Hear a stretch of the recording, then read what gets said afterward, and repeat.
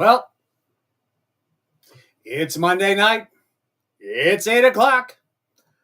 You know what time it is. It's time to kick off the week with Nerd Initiative TV Talk. Somebody play the intro. I heard you on the wireless back in 52. Lying awake, intent and tuning in on you. If I was young, it didn't stop me coming through. They took the credit for your second symphony, rewritten by machine and new technology. And now I understand the problems you can see. I met your children. What did you tell them? Radio killed the radio star. Oh, radio killed the radio star. Oh, pictures came and broke your heart. And what is going on, Internet? My name is Off the Cuff Tom, Nerd Initiative's pop culture connoisseur, and, well, no, it's not what we're talking about, but I'll say it a guru of the grid. Welcome back. It is Monday night. It is time to talk more Umbrella Academy. I hope you're all doing well out there in Cyberland. So, where did we finish off last? We were on season 2-ish, and stuff was just about to go down.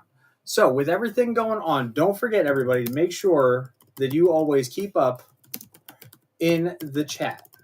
As I'm going to remind you, don't forget to fill that chat. I can spell right. Yeah. All right. So, as always, like I said, my name is Off the Cuff Tom, Nerd Initiative's pop culture connoisseur, and we're talking about the Road to Umbrella Academy Season 4. So, tonight we're going to be finishing up talking about Season 2 and Season 3. We're really going to blow through Season 2 real quick because Season 3 had so many WTF moments that I think that it's going to take the majority of tonight's talking. Now, speaking of talking, do not forget to be in the chat, super chat, tweet, comment, like, comment, share, ding the bell, do all the things. I am so excited to be here to talk about this because we finally got a whole game plan and everything going, but that's all behind the scenes stuff. So make sure that if you're going to be doing all this stuff behind the scenes for us, again, boom, hit that subscribe, ding the thing, make it ring, and then tap that thumbs up to let Michael know that we're doing a great job. Like I am right now. So, getting back to Season 2, there was so much stuff going on. We already dealt with Season 1.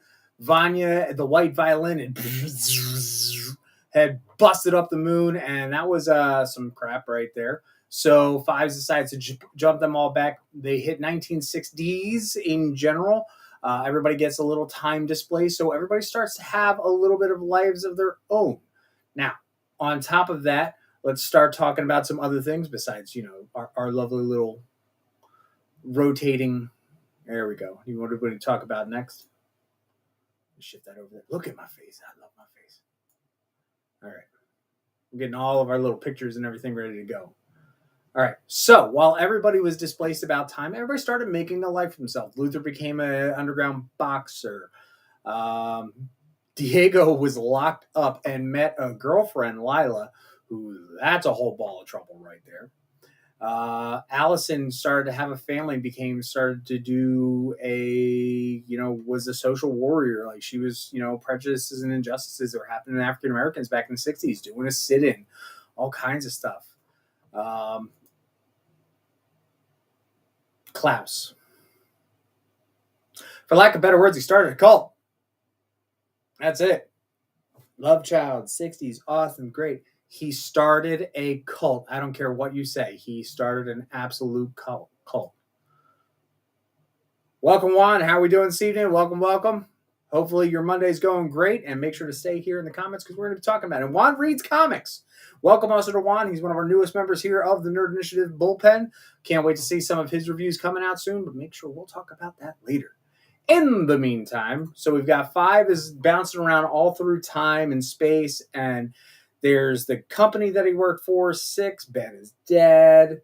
And then Vanya, at this point, is displaced, has a bit of amnesia because of using her power so much. She is living on a farm. Okay, long story short, Season 2 was fun. So we're just going to barrel through before we start talking about Season 3. So Roll that beautiful extra clip right there. There we go. All right. Oh, no. I got to go over here. I'm too pretty. There you go. All right. So this is Lila. Lila is Diego's girlfriend. They met while in the loony bin. Lila has an adopted mother. Her adopted mother happens to be, you wouldn't believe it, the handler. That's right. Five's handler from his times with the organization. Stuff goes sideways when we talk everything about the organization and them trying to keep the timeline and all this stuff on top of it. Now, I said adopted mother. Why? Because guess who else was born on October 1st, 1989? Lila. Lila also has abilities. And want to guess what her abilities are? Well, you're going to find out eventually. So much stuff went on between Fives picking up a briefcase, bouncing back and forth, finding the rest of his family, making sure that this doesn't happen, finding out that the guy who's going to assassinate Kennedy, one guy's going to stop. All sorts of stuff. It was just bloody freaking murder the way that they did season 2. Now, I'm not saying it's a bad thing. It was just a lot to keep up on. And season 3 just takes it to 11. Did I have a bottle of water with me? Do I have a bottle of water with me? I thought I did. Is it in the background? It's not in the background. Oh, well. I swear I brought a bottle of water in here. Oh, well. That's why we do it live. So, aside from Lila and the handler and all the stuff that goes on down there, right? We start getting introduced, this is almost World War III. I mean, Vanya just goes off. Vanya even helps a young child when he gets sick or he gets hurt and transfers some of her abilities into him. Right there. See? I got this stuff lined up today. It's good. So that is the son of Vanya's love interest that we got there, who was it was a domestic abuse situation, and especially as prevalent it was in the 60s. This was a really neat way that, she came around and showed her how, you can be with somebody much similar to yourself, if you catch my drift.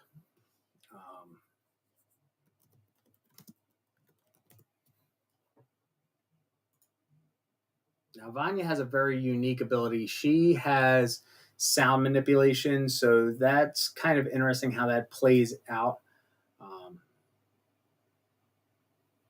Where'd it go? I thought I had everything ready. Shame on me.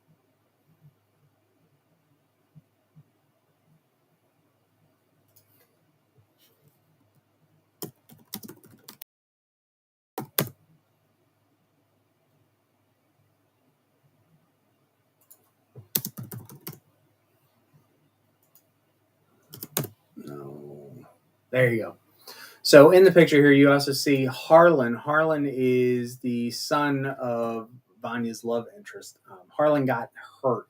He's always been quiet, more or less believe he probably was on the spectrum by today's standards. Harlan got hurt to the point that he might have also... So Vanya shared some of his powers, and it's very interesting because, just like anything else in the show, it comes back to bite you in the patukas. So that's what's going on there. At the same time, they borrow the station wagon so they can start picking up the rest of the family. It's just nuts. Now, by the end of season 2, they have stopped the Kennedy assassination. They have stopped pretty much World War 2.53. But because of everything they've done, because of coming from 2019 to 1960, whatever, one big thing had happened. They had the opportunity to meet a younger version of Sir Reginald Hargreaves. In doing so, they completely changed their own future as well. Now, this isn't like normal, TV or movies or whatnot, where it's the cause and effect, and it's 1985B or whatnot. It just is what it is at this point. So the kids, and I say kids, the Umbrella Academy finally thought that they saved the world, and they decided to jump back up to 2019. And when they do, they go home. They go back to the academy. But it's renamed. It's not the Umbrella Academy. It's the Sparrow Academy. There we go. 1 second. I'm having difficulties with it. There we go. That should be running now. Okay. So they meet the Sparrows.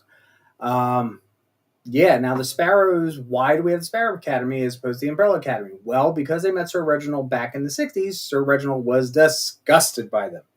So he took everything that he figured out from the one meeting they had with them and decided, oh, hey, I'm going to make a whole new team that aren't like these knuckleheads.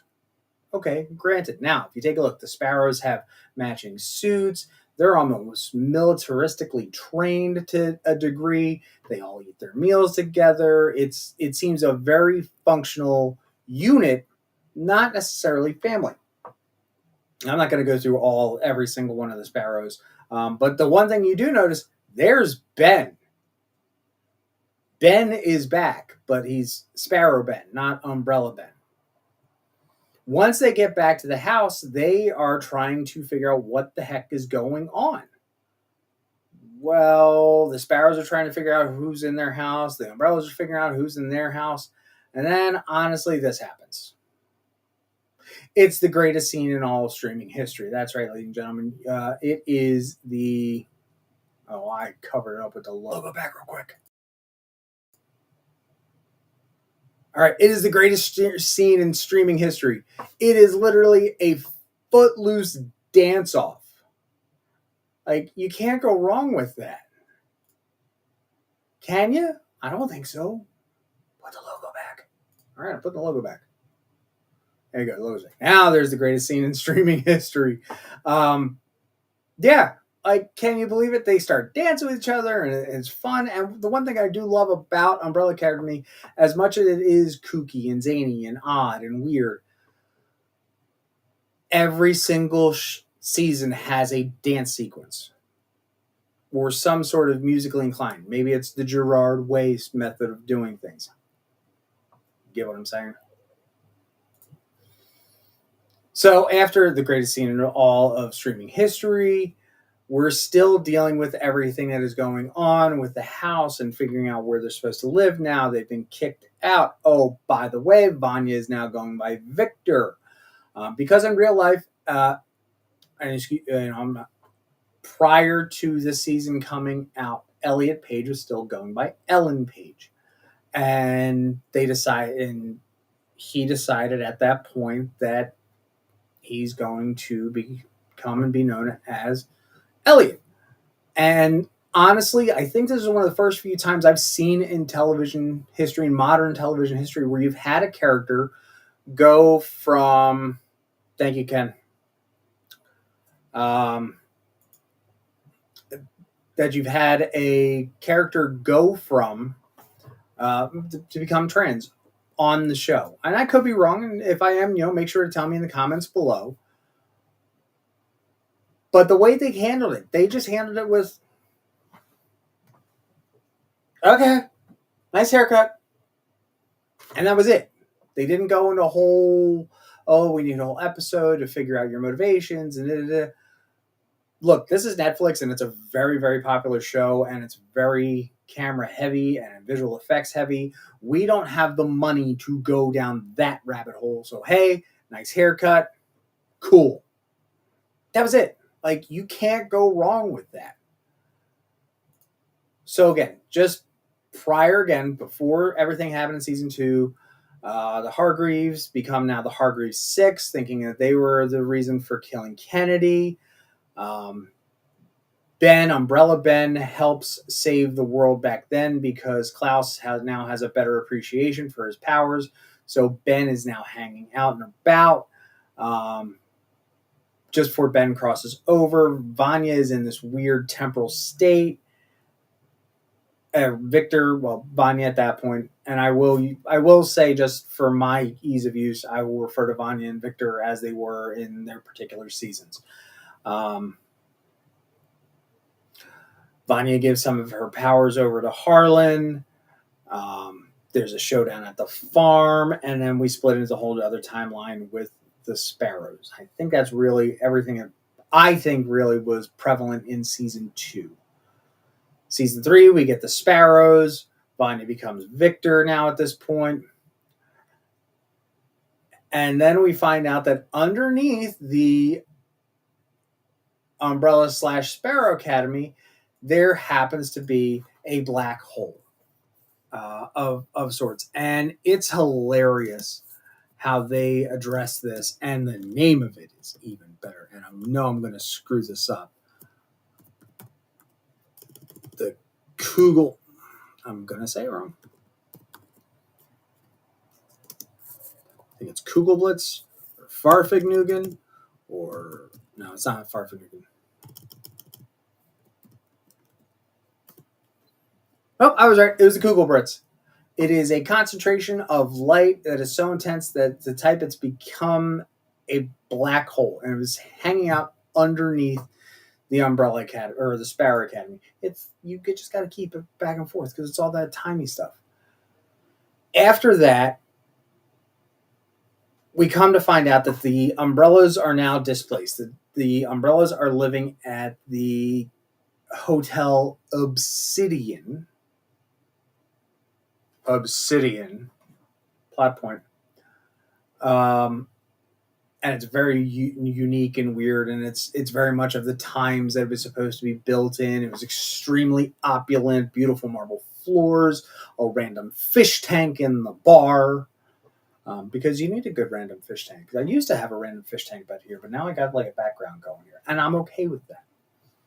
So random fish tank in the bar, and everybody's sulking and crying, and poor Allison has left her daughter back in 1963, or did that timeline necessarily happen?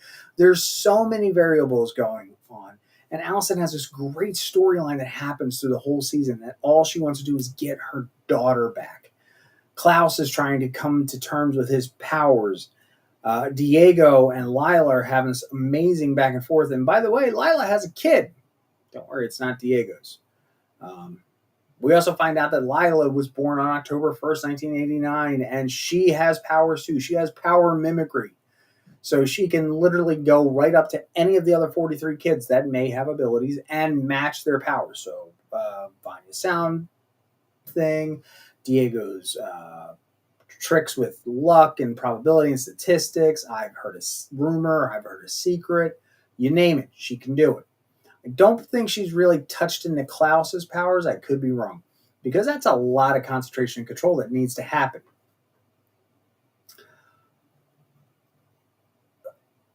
So with everything going on, we come to find out that the Hotel Obsidian,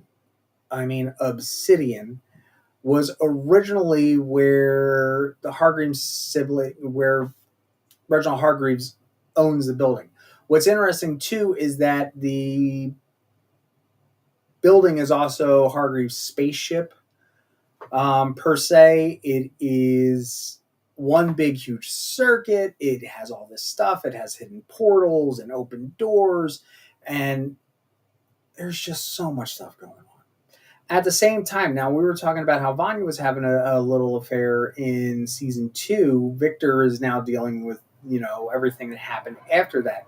Harlan has grown up now, and I didn't realize he was actually played by the same actor who you might see in Star Trek Discovery season 5, which was amazing.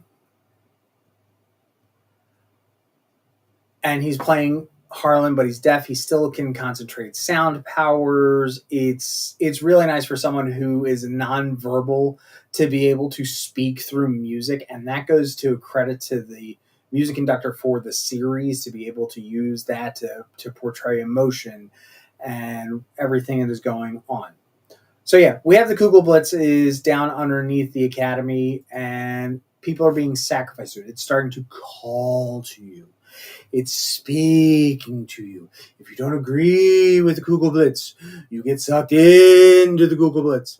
Is this way too much extreme close up? Anyway, party on. So the Kugelblitz. And then Mom, their android robot, can understand the Kugelblitz. Everybody else who's looked at the Kugelblitz is going, she's gone to a whole different level, because the Kugelblitz is kind of like an algorithm, because nature is funny and everything rolls by science. I mean, you look at the golden ratio. It is seen in nature, in real life, all the time. And that is pure dumb science. Why? Universe. So we have the Kugelblitz, and they've got to save the world from the Kugelblitz. Obviously, Vanya tries to use, Victor, I apologize, at this point, before it blows up, is trying to use their sound powers to hold it. But speaking of Victor, and Allison having to deal with everything in their previous relationships, Diego going back and forth to Lila with this kid Stanley, Luther falls for one of the sparrows, Sloane. Now, I wouldn't say that the Umbrellas and the Sparrows had a one-to-one, like, oh, well, you have this amount of powers, so we're going to balance you out over here and have this amount of powers. Now, Luther and Sparrows number one, sorry, I can't remember all their names. It's because they got Kugel blitzed. Kind of had the same powers. You know, the gravity manipulation that Sloane had was kind of fun. It was very weird that when, eventually they did fall in love and they did get married, that you got this welcome. The invitations were the wedding of Victor and Sloane Hargreaves. I don't know where you're from, but that sounds kind of weird. Again. But prior to all that, how do these kids get their abilities? We start to learn about something that Sir Reginald happens to be an alien. Okay. Pogo's alive again now, too, in this new timeline. But in the past, Reginald had let off this dust, this magic, sparkly, floaty dust called marigold. And that's what forced the immaculate conceptions that happened across the world. Having that said, because what is happening with the Kugelblitz and the weird spaceship circuit building that the Hotel Oblivion is, it is a failsafe to stop a Kugelblitz. Or it could be. Why? Because comic books and TV. And ladies and gentlemen, this is probably one of the most convoluted TV shows I've ever watched, but I absolutely adore it. Why? Simply because of the characters. So what does Sir Reginald need to do? He needs to suck out the marigold from all of everybody and use that to empower the building like... Well, there's the marriage that I said. Again, it was Victor and Sloane because reasons. And then this is when the marigold is now starting to use this extra-dimensional, weird circuit building, Gozer-looking building. Here's Nico! You get what I'm saying. Like, it's just very peculiar. And the best part is, I know you probably can't see the desk. The desk is also working as like a command center and has a nice little dome bubble on top of it to keep whoever's using it, safe. It's just so much going on in season 3 that it really just, it is something you should watch twice, at least twice. It's crazy to know that Reginald kills Klaus, Reginald kills Luther.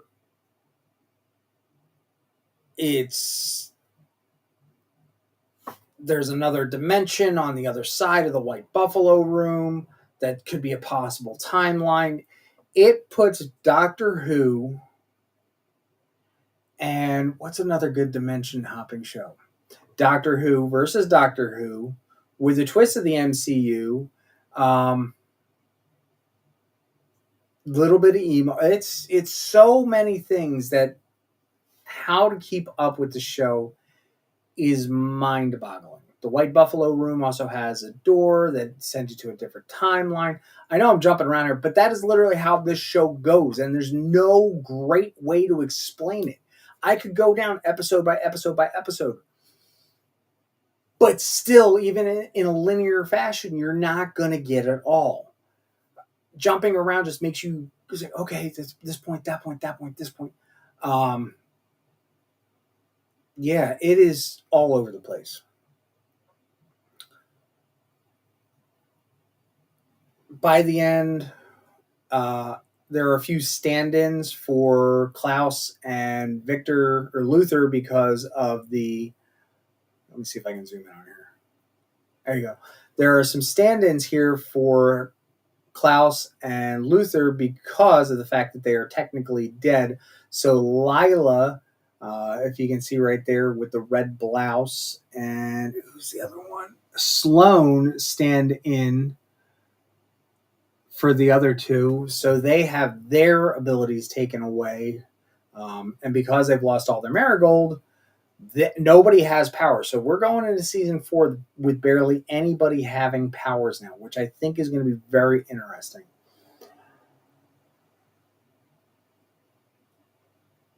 After they have sucked out their powers and they've saved the world again, maybe again. Yeah. Maybe again, Klaus and Luther wake up in the afterlife. Luther throws a punch to Klaus, and there's no pain. There's no feeling in the afterlife, which is like a great mantra because, you know, if you started a cult, it might be something to stand on. Luther comes back for a little bit. Reginald manipulates the kids. There's Allison gets a moment that kills Reginald. She ends up in heaven. Is it technically heaven? Because she now sees her gone husband and child, which is the whole plan. Gravity. Gravity, knock it off. I'm live on the internet. Thank you. Who was it? Oh, I can tell you exactly who is it. Big props to anybody in the chat or in a replay that can tell me which character fell off right here. Okay. Allison wakes up possibly in the afterlife.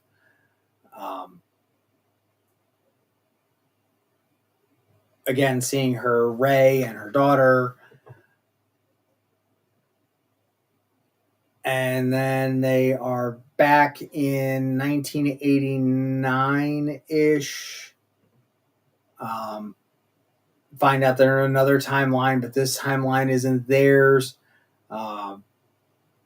Reginald might have reset the entire universe by blinking everything out because now he had the marigold and the weird dimensional machine and the white buffalo room and the portals. And is anybody with me here? That's all I want to know because I'm just going nuts.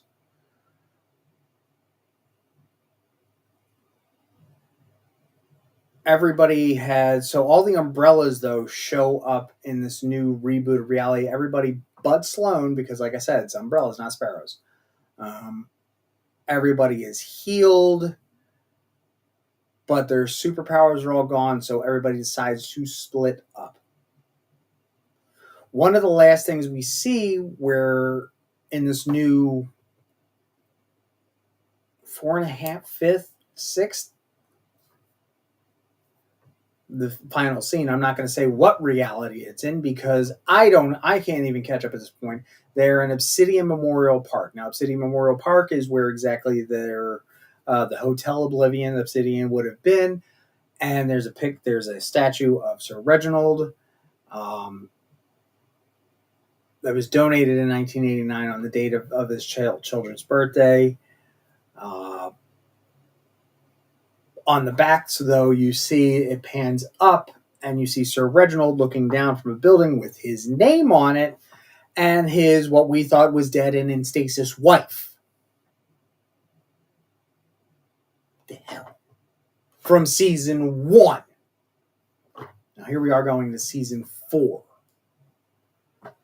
There's a post-credit scene, and apparently, somehow, Sloane, one of the Sparrows, could make it, but Ben, Mean Ben, from the Sparrow Academy, did make it.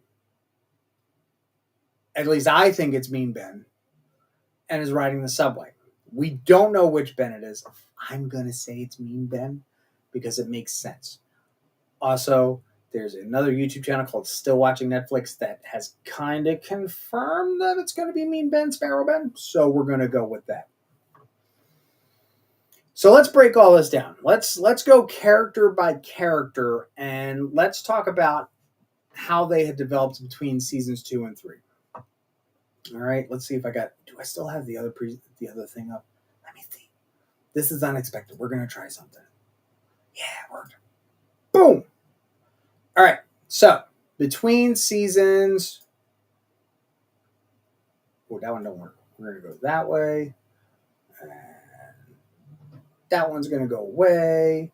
And I'm gonna go that way. All right. So let's talk about these characters as we break them down again. Now, not only we're not gonna talk powers and abilities. We're gonna talk about right now how the actors had done and the development that we have seen them go through from season 1 to season 3, going into season 4. You got to give Victor some props here. This is a guy who was literally the strong man. I mean, his nickname is the Moon Boy. Was the strongest guy in the group, who had the big, huge Captain America-like bravado, and to be subjugated to go and live. Subjugated is a perfect word. To go live on the moon, to do research that got nothing in return, to come back, give up on life because he couldn't be with Allison back in the 60s, became a pit fighter just to make ends meet. Darn near dies trying to save the world in season 2, comes back in season 3, finds love, loses love, finds love again, tries to find a new functional family, loses that, dies. Yeah. And I think that, it didn't miss a beat. Like, he just... Tom, what the heck's his name? Just completely did so well with this. Give me a second. I'll get all their names up.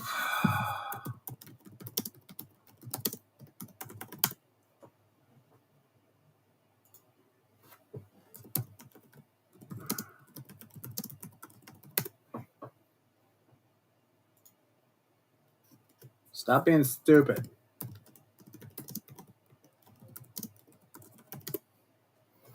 There we go. Tom Hopper has done such a great job portraying Luther with all his ups and downs and his good boy attitude and his, honestly, just kudos all around. Then we've got,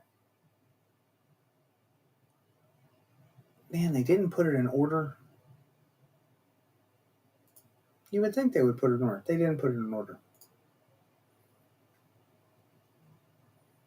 All right. Then you've got Diego, number 2.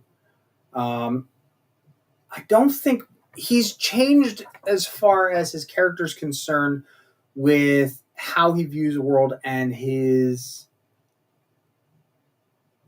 impetuous tendencies, his punch first and ask questions later, to some extent.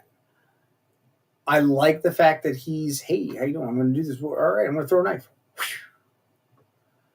Or that, he's been able to really harness his abilities at times of stress.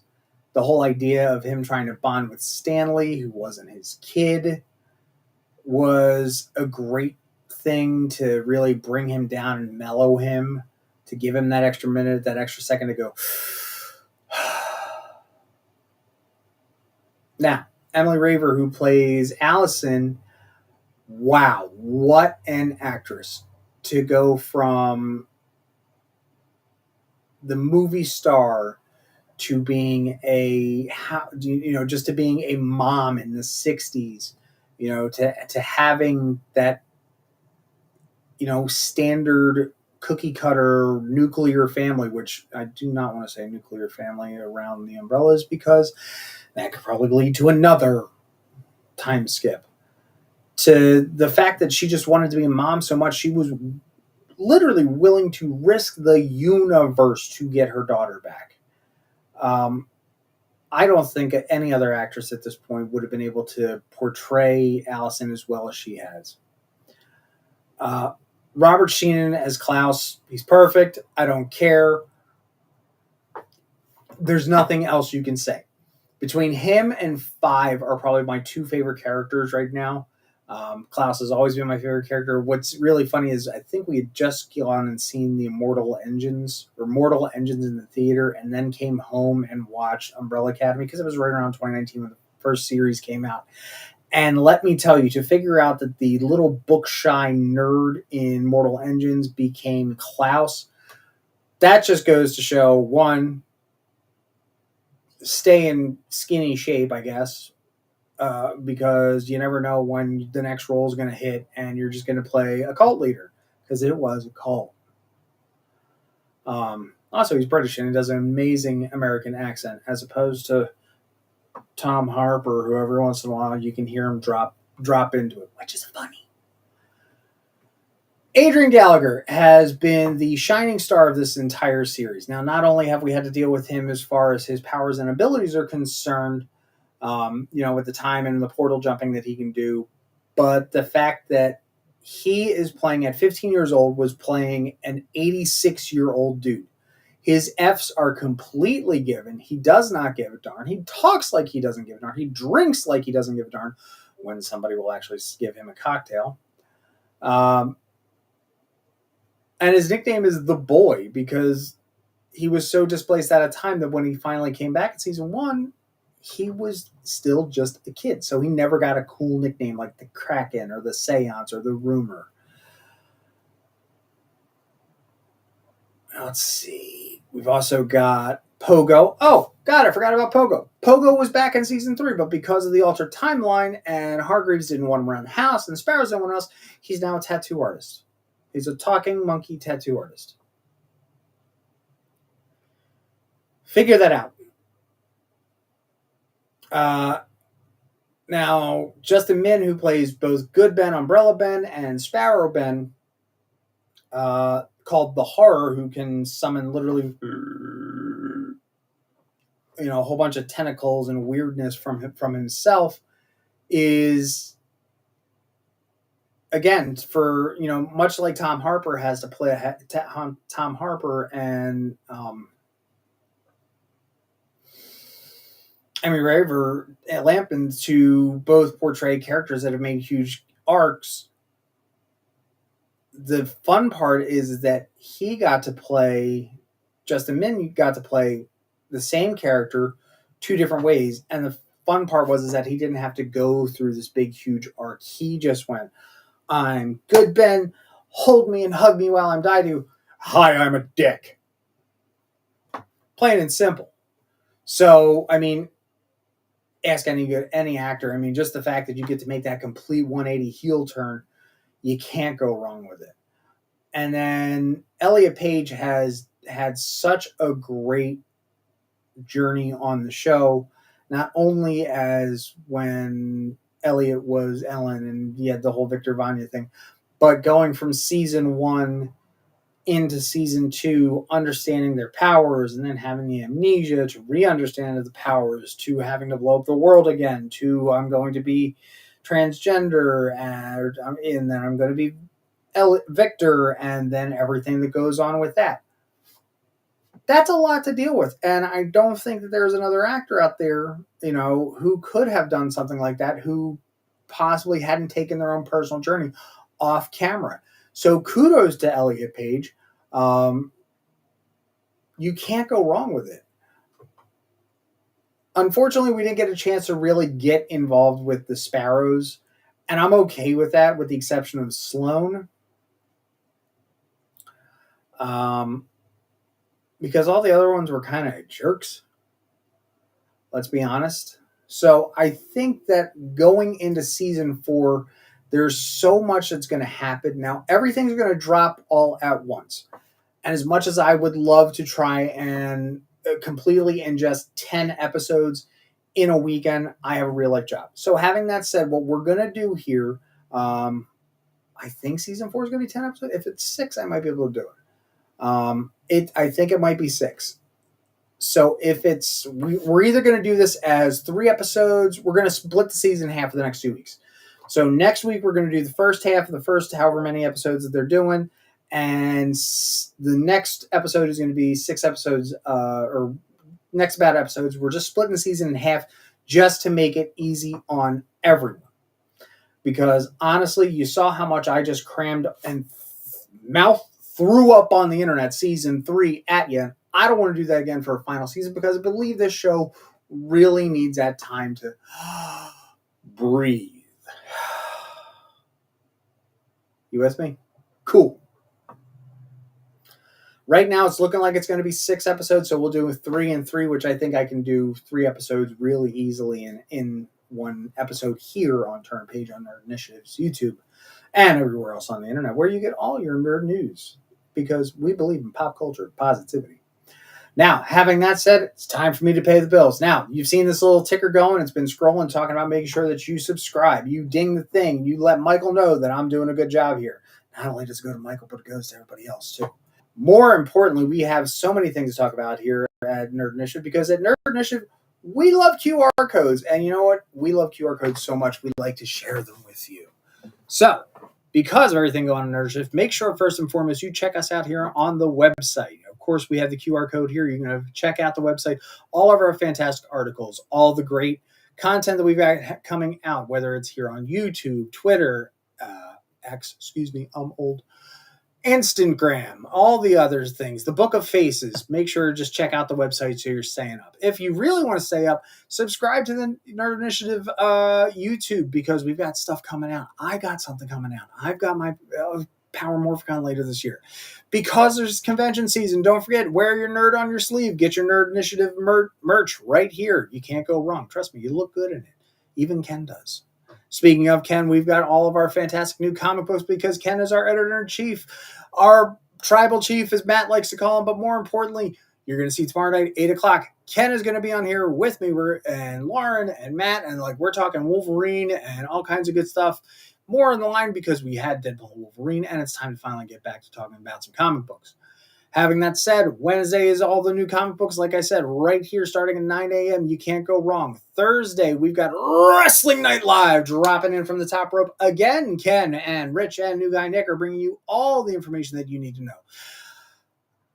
Aside from talking about everybody else, my name is Off the Cuff Tom. You can check me out here. I've got every content coming up. I've got Power Morphicon is coming up. I've got another convention after that, another convention after that, another convention after that. We've got so much stuff going on. We want to be your source for all your New York Comic Con content that is coming out. So make sure that you are right here again on Nerd Initiative, on the website. If not, make sure you're following everywhere else. And just to make the big bosses happy, I'm just going to throw the big, huge overlay up one more time. Make sure that you hit that subscribe button. Once you're done hitting that subscribe button, you ding the thing and make it ring, and then tap that thumbs up to let us know how we are doing. Push the button. Go away. The button's not agreeing. Having that said, ladies and gentlemen, my name is Off the Cuff Tom, Nerd Initiative's pop culture connoisseur. As always, it is a pleasure getting to start your week off right with Nerd Initiative TV Talk. Make sure you tune into everything else that we've got coming out here on all of Nerd Initiative. And as always, as I used to say,